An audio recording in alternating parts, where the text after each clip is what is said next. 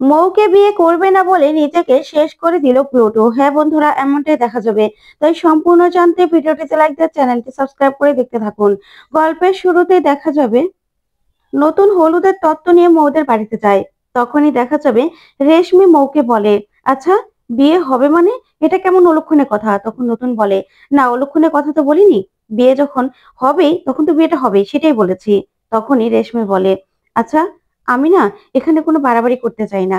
তারপরে দেখা যাবে প্রসূনের মা বলে, আচ্ছা বৌমা, সব কথা কি বাঁকা কথা নাম বললে হয় না? একটু দেখছো তো এটা বিয়ে বাড়ি, তাহলে লোকজন তো দেখবে। তখনই রেশমি বলে, থাক মা, এটা নিয়ে না আমি আর তর্ক করতে চাইছি না। ঠিক আছে, আচ্ছা নতুন দা, আপনি বরং আমার ননদিনীকে একটা ফোন করুন। তখন নতুন বলে, কেন? আমি ফোন করব কেন? তখন রেশমি বলে, না ও দাদা সকাল থেকেই ফোন করছে। আমার মেয়ে তো চাইছে যে ওর পিসি ওর গায়ে হলুদ, তারপর ওর সব অনুষ্ঠানে থাকুক, কিন্তু আমার ননদিনী তো এখনো আসার নামই নেই। তাই আপনাকে বলছি আর কি, যে আপনি একটু ফোন করে বলুন না, তাড়াতাড়ি চলে আসে। তখন নতুন বলে, আচ্ছা আমি না বুঝতে পারি না আপনাকে কি বলবো। আপনি সব সময় এরকম ভাবে কথা বলেন না, যে আপনাকে কিছু না বলে থাকা যায় না। আপনার কি মনে হয় আপনি আপনার ননদিনীকে এ বাড়িতে আশা করছেন? আপনি ছোট্ট একটা মেয়ের জীবন এভাবে নষ্ট করে দিয়েছেন, তারপরেও আপনি আশা করছেন যে সেই মহিলা তার মেয়ের কষ্ট ভুলে এই বাড়িতে এসে তার ভাইজির বিয়েতে ধেই ধেই করে নাচবে? আপনার কি এটাই মনে হয়? আর তাছাড়া আপনি নিজেই তো ছোট্ট মেয়েটা জীবনটা নষ্ট করেছেন। তখন রেশমি বলে, ওরা তিনজন যা করার করেছে, আমরা কি করব? ওদের ছোটদের ব্যাপার। তখন নতুন বলে, হ্যাঁ তাই তো, আপনি তো কিছু করেননি। আপনার মেয়ে আরেকজন তার পিসির মেয়েকে ইচ্ছে করে তার জীবনটা নষ্ট করে দিয়েছে। তারপরেও আপনি কি করে ভাবছেন যে কমলিনী এই বাড়িতে আগে আগে চলে আসবে? আর তাছাড়া কমলিনী আসবে যখন ওর ইচ্ছে হবে, তখনই আসবে। আপনি কেন যে এসব কথা বলছেন সেটাই বুঝতে পারি না। বিয়ে বাড়িতে এসব কথা বলার কি মানে আছে?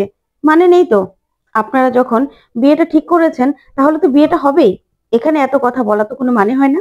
তখন রেশমি বলে, দেখেছেন মা, কারা একটা সোজা কথাকে বাঁকা করে কথা বলে। থাক, এসব কথা বলার কোনো দরকার নেই। তারপরে দেখা যাবে নতুন বলে, আসলে আমিও চাই না যে আপনার সঙ্গে কোনো রকম কোনো কথায় জড়াই, তারপরেও আপনি এরকম ভাবে কথাগুলো বলেন না। তারপর রেশমি বলে, ঠিক আছে, আপনার সঙ্গে এসব কথা আর বলতে চাই না, কারণ আপনি তো আমার মেয়ের খুড়শ্বশুর হবেন, একদম কাছের আত্মীয়।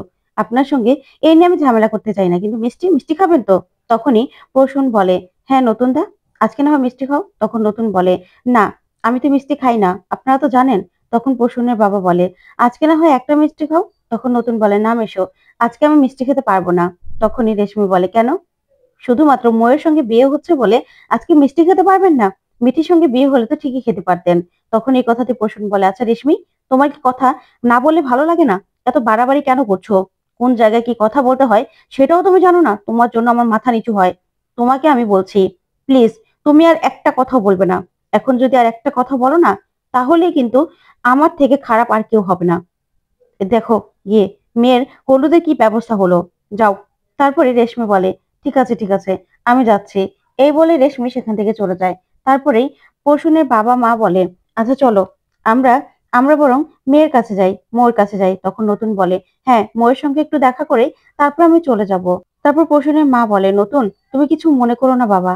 তারপর দেখা যাবে নতুন বলে, না না, কি মনে করবো মাসিমা, কিছু তো মনে করার নেই, চলুন। এই বলেই সবাই মিলে মৌয়ের কাছে আসে। ওইদিকে মৌ বারবার করে প্লুটোকে ফোন করছে, তারপরে ফোনে পায় না। তারপর মৌ বলে, নতুন কাকু তোমরা এসেছো? আমি তো অপেক্ষায় ছিলাম যে তোমরা কখন আসবে। তখন নতুন বলে, কেন, তুমি কি ইনসিকিউরিটিতে ভুগছো নাকি? তখন মৌ বলে, না না, ইনসিকিউরিটি ভুগবো কেন? কেন, আমার মন খারাপ আর তোমরা এখন মজা করছো? তখনই নতুন বলে, কেন মন খারাপ হবে কেন? তখন মৌ বলে, এই তো, এই বাড়ি ছেড়ে সবকিছু ছেড়ে আমাকে কত দূরে চলে যেতে হবে বলো তো? সেই বিদেশে, সেই বিদেশে চলে যাব, তার জন্য মন খারাপ হবে না? মন খারাপ হচ্ছে তো আমার। তখন নতুন বলে, মন খারাপ হচ্ছে? তারপরে মৌ বলে, জানো তো নতুন কাকু, সে কখন থেকে আমি প্লুটোকে ফোন করছি, প্লুটো ফোনটাও তো হচ্ছে না। তখন নতুন বলে, দেখো ওরও তো বন্ধু বান্ধব আছে, ও তো ব্যস্ত, তাই না? তখন মৌ বলে, ওর বন্ধু বান্ধবরা কি সবাই চলে এসেছে?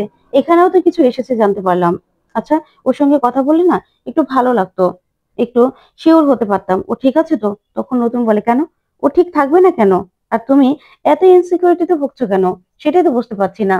তখন মৌ বলে, না ওরকম কিছু না। আচ্ছা নতুন কাকু, মিঠি আসবে না? মিঠি আসলে না খুব ভালো লাগতো। আর তাছাড়া আগের দিন যেটা ঘটেছে সেটাতে তো আমার কোনো হাত নেই। তখন নতুন বলে, আগের দিন যেটা ঘটলো তারপরেও তুমি যে কি করে বিয়ে করছো আমি সেটাই বুঝতে পারছি না। তখন মৌ বলে, আসলে এখানে তো কারো কোনো দোষ নেই। আর তাছাড়া প্লুটো তো মৌকে ও কথাটা বলেইনি। তখন নতুন বলে, তাই নাকি? তুমি জিজ্ঞাসা করেছিলে? প্লুটো তোমাকে বলেছে? তখন মৌ বলে, আসলে না, মিঠি না ওই কথাটার অন্য মানে ধরে নিয়েছিল। কারণ প্লুটো বলেছিল যে মন খারাপ করিস না, আমরা সবাই তো তোকে ভালোবাসি, সেটার জন্যই এতটা মন খারাপ করেছো। তখন নতুন বলে, ও আচ্ছা, তোমার থেকে না নতুন করে প্লুটোকে আমাকে চিনতে হচ্ছে। তোমার সঙ্গে পরিচয় হওয়ার পর থেকেই না প্লুটো একদম অন্যরকম হয়ে গেছে। যাক, ভালোই হয়েছে, তুমি নিজের মতো করে প্লুটোকে গড়ে পিটিয়ে নিতে পেরেছো, এটাই অনেক। তার জন্য তোমাকে অনেক ধন্যবাদ। তখন মৌ বলে, সত্যি সত্যি আমাকে কংগ্রেচুলেশনস করছো নাকি এমনি এমনি বলছো? তখনই দেখা যাবে পোষণ বলে, আচ্ছা থাক না মৌ, এসব কথা থাক। তখন মৌ বলে, না না নতুন কাকু, সত্যি, কিন্তু প্লুটোকে একবার ফোনে পেলে না খুব ভালো হতো। ফোনেই না পাচ্ছি না, দেখো না। আচ্ছা, আমি বরং আরেকবার ফোন করে নেই। তখনই দেখা যাবে প্রসূন বলে, আচ্ছা এত ফোন করার কি আছে বলো তো? কেন এত ফোন করার কি আছে? তখন প্রসূনের মা বলে, আচ্ছা মৌ, আমাদের হাতেও তো কিছু রাখবি নাকি? আচ্ছা তোর গায়ে হলুদ, তারপরে বিয়ের সাজ সব হবে। এত অধৈর্য হলে হয় হয় না রে। বিয়ের কোণে সবকিছু ব্যবস্থা তো আমরা করছি, আর গায়ে হলুদের তত্ত্ব চলে এসেছে। এবার তো তো গায়ে হলুদ হবেই, তারপরে বিয়ের সাজটাও তাড়াতাড়ি হয়ে যাবে। তোকে এত অধৈর্য হতে হবে না, বুঝতে পেরেছিস? তখনই মৌ বলে, না না, আমার একবার প্লুটোর সঙ্গে কথা বলা দরকার ছিল। তখনই মোর বান্ধবী চলে আসে, আর সে বলে, কিরে মৌ, যাবি না? চল, ওইদিকে সবকিছু রেডি হয়ে গেছে। চল, এবার তোকে নিয়ে গেলেই আমরা গায়ে হলুদটা শুরু করতে পারবো। আর তোকে কিন্তু আমাদের সঙ্গে নাচে পার্টিসিপেট করতে হবে। তখন মৌ বলে, দাঁড়া, আমি না প্লুটোকে সেই কখন থেকে ফোন করছি, একবারও ফোনে পাচ্ছি না। একবার একটু কথা বলে নি, তারপরে যাচ্ছি নিচে। তখনই নতুন বলে, কেন মৌ, এত এত কিসের চিন্তা তোমার? ভয় করছে যে বিয়েটা আদৌ হবে কিনা? তখন মৌ বলে, না নতুন কাকু, ওরকম কিছু না। আসলে আমি আর প্লুটো দুজন দুজনের সঙ্গে কথা না বলে থাকতেই পারি না। তুমি এতবার করে জিজ্ঞাসা করছো না, তাই বলে দিলাম। তারপরে পোষণ বলে, মৌ, বড়দের সামনে কি করে কথা বলতে হয় সেটাও জানো না? তারপর নতুন বলে, ভালোই হয়েছে, তুমি তোমার মতো করে প্লুটোকে গড়ে পিঠে নিয়েছো, ভালো হয়েছে, ঠিক আছে। তারপরে দেখা যাবে প্রসূনের বাবা বলে, আচ্ছা মৌ, আগে জানতাম তুমি আমাকে ভালোবাসো, এখন তো দেখছি তুমি শুধুমাত্র প্লুটোকে ভালোবাসো, আর আমাকে ভালোবাসো না। তখন মৌ বলে, দাদু, তুমি কি যে বলো না, তুমি যে তুমিই তো আমার প্রথম ভালোবাসা। তোমাদেরকে ছেড়ে চলে যেতে হবে, তার জন্য আমার কত কষ্ট হচ্ছে বলো তো, কত কষ্ট হচ্ছে। ঠিক আছে, আমি একবার বিদেশে যাই, তারপরে না তোমাদেরকে আমি নিয়ে যাব, ঠিক আছে? তখন কিন্তু না করতে পারবে না, তখন কিন্তু তোমাদেরকে বিদেশে যেতেই হবে। তখন এই কথাগুলো শুনে প্রসূনের বাবা খুশি হয়ে যায়। আর মৌ এসে তখন দাদুকে জড়িয়ে ধরে আর বলে, তোমাদেরকে না আমি খুব মিস করব জানো তো। তবে আগে একবার আমি প্লুটোকে ফোন করে দেখি। প্লুটোকে না সেই কখন থেকে ফোন করছি, একবারও ফোনটা ধরছে না। ও কি করছে কে জানে, এতটাই ব্যস্ত যে আমার ফোনটা ধরতে পারছে না। একবার তো একটু ফোনটা ধরতে পারতো। তখনই মৌ আবারও প্লুটোকে ফোন করতে থাকে। ওইদিকে দেখা যাবে প্লুটো ওর মায়ের জন্য চিঠি লিখতে থাকে।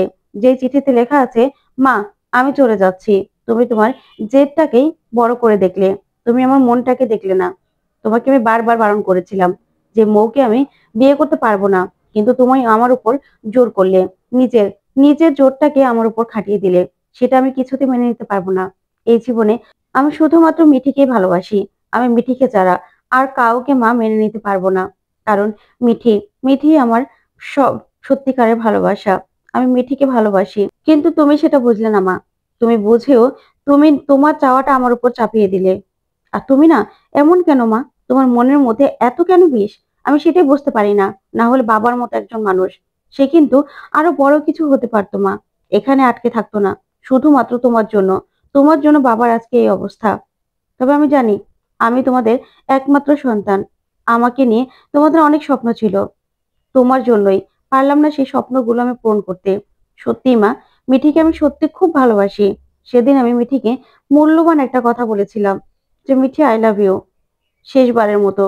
কিন্তু সেটাও সেটাও আর জীবনে বলা হবে না। আমার চলে যাওয়ার পিছনে মিঠির কোনো দায় নেই মা, মিঠির কোনো দায় নেই। তুমি মিঠিকে কোনোভাবে হ্যারাস করবে না। আর আমি চলে যাচ্ছি। পরের জন্মে হয়তোবা তোমাকেই আমি আমার মা হিসেবে চাইবো। সেই সময় হয়তোবা তুমি ভালো হয়ে যাবে মা। আমি মৌকে কোনোদিনও ভালোবাসতে পারবো না। এই বলেই প্লুটো চিঠি লিখে কতগুলো ঘুমের ওষুধ খেয়ে নেয়। তারপরেই ঘুমের ওষুধ খেয়ে সঙ্গে সঙ্গে খাটের ওপর পড়ে যায়। আর সেখানেই সেখানেই জ্ঞান হারিয়ে ফেলে প্লুটো। আর খুব কাঁদতে থাকে মিঠির জন্য। আর বলে যে, মিঠি তোকে আমি সত্যিই খুব ভালোবাসি। ওইদিকে দেখা যাবে মৌ বারবার করে প্লুটোকে ফোন করতে থাকে। কিন্তু প্লুটো কিছুতেই ফোন ধরে না। মৌ বলে, না, প্লুটো তো ফোন ধরছে না। কেন ফোন ধরছে না কে জানে। তখনই মোর বন্ধু বলে, আচ্ছা চল, এবার চল। এই বলে মৌকে সেখান থেকে নিয়ে চলে যায়। এদিকে নতুন বলে, আমাকেও যেতে হবে। তখনই প্রসূনের বাবা বলে, অন্তত দুপুরে খেয়ে যাও। তখন নতুন বলে, না, আমি খেতে পারবো না। তখন প্রসূন বলে, কেন নতুন দা, আজকে অন্তত খেয়ে যাও। তখন নতুন বলে, না, ওইদিকে দাদা একা একা কি করছে কে জানে, আমাকেও যেতে হবে। তখনই দেখা যাবে কমলিনীর মা বলে, চলো ময়ের গায়ে হলুদে যাই, না হলে তো আবার বৌমা আবার মুখ ফুলিয়ে থাকবে। চলো চলো। তারপরে সবাই মিলে মোর গায়ে হলুদে চলে যায়। এদিকে প্লুটোর বন্ধুরা প্লুটোর দরজা ধাক্কাতে থাকে আর বলে, এই প্লুটো, তুই কি ঘুমিয়ে পড়লি নাকি? দেখ, তোর বিয়ে বলে তুই সেই সকালবেলা উঠেছিস বলে এভাবে ঘুমিয়ে পড়বি? সেটা হতে পারে না। ওঠ ওঠ। তুই কিনা বর হয়েও মুখ ফুলিয়ে যাবি, আর আমরা কি চোখ ছোট ছোট করে যাব নাকি? তখনই অনন্যা সেখানে আসে। এসে বলে, কি হয়েছে? তখন ওর বন্ধুরা বলে, দেখুন না আন্টি, কিছুতেই দরজা খুলছে না। তখন অনন্যা বলে, জানো তো, তোমার বন্ধু ঘুমোলে কোনো কিছুই মনে থাকে না। তারপরে ওকে ডেকে তোলো। এখন তো আরো কত নিয়ম কানুন বাকি আছে। আবার রেডি হয়ে আমাদের ও বাড়িতেও যেতে হবে। তোমরা না ওকে সামলে নাও। আজকে আমি আর সামলাতে পারবো না। তোমরা ব্যাপারটা দেখে নাও, ঠিক আছে? তারপর দরজার সামনে গিয়ে অনন্যা বারবার করে দরজা নক করতে থাকে। কিন্তু প্লুটো কোনো রকম কোনো সাড়া দেয় না। তখন অনন্যা বলে, না, আমি পারবো না। তোমরাই বরং দরজায় নক করতে থাকো, ঠিক আছে? আমার ওই দিকটাতে কাজ আছে। এই বলে অনন্যা বারবার করে প্লুটোকে ডাকতে থাকে। কিন্তু প্লুটো কিছুতেই কিছুতেই দরজা খোলে না। কারণ প্লুটো তো ভিতরে জ্ঞান হারিয়ে পড়ে আছে।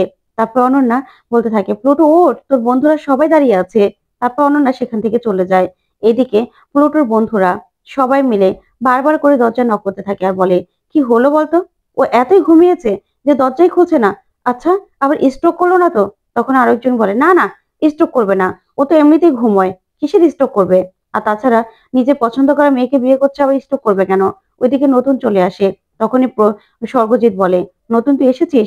আমি তো এদিকটা কিছুতে সামলাতে পারছি না। সবার খাওয়া দাওয়া শেষ হয়ে গেছে 3:30টায়, আবার 5:30টার সময় ও বাড়িতে যেতে হবে। কি হলো বলতো? তখনই অনন্যা ওদের দেখে বলে, কি ব্যাপার, এখনো কি প্লুটো দরজা খোলেনি? তখনই দেখা যাবে স্বর্গজিৎ আর নতুন বলে, কি হয়েছে? তখনই অনন্যা বলে, দেখো না, ওরা কখন থেকে দরজা নক করছে, কিন্তু প্লুটো তো কিছুতেই দরজা খুলছে না। এমন ঘুমিয়েছে না। তখনই নতুন বলে, কি হয়েছে বৌদি? তখন অনন্যা বলে, দেখো না, খাওয়া দাওয়া শেষ করে এসে দরজা লাগিয়েছে, ঘুমিয়ে গেছে, এখনো দরজা খুলছে না। তখনই স্বর্গজিৎ বলে, তোমার ছেলে আদৌ ঘুমিয়েছে তো? তখন অনন্যা বলে, মানে? তখন স্বর্গজিৎ বলে, মানে কি আবার? আগের বারও তো এরকম একটা ঘটনা ঘটেছিল, তাই না? সেই জন্যই তোমাকে বলছি, আদৌ কেউ ঘুমিয়েছে নাকি আবার অন্য কিছু করেছে? যা শুনে অনন্যা প্রচন্ড ভয় পেয়ে যায়। আর ওইদিকে নতুনও ভয় পেয়ে যায়। তারপরে সঙ্গে সঙ্গে দরজা ভেঙে ভিতরে ঢোকার চেষ্টা করে। ওইদিকে মৌ প্লুটোর জন্য অপেক্ষা করতে থাকে। তো বন্ধুরা, আজকের আপডেটটি কেমন লাগলো অবশ্যই কমেন্ট করে জানাতে ভুলবে না। ধন্যবাদ।